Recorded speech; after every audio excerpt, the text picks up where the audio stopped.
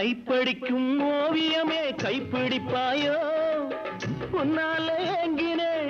உள்மூச்சு வாங்கினே பைத்தியமானதுக்கு வைத்தியம் நீயே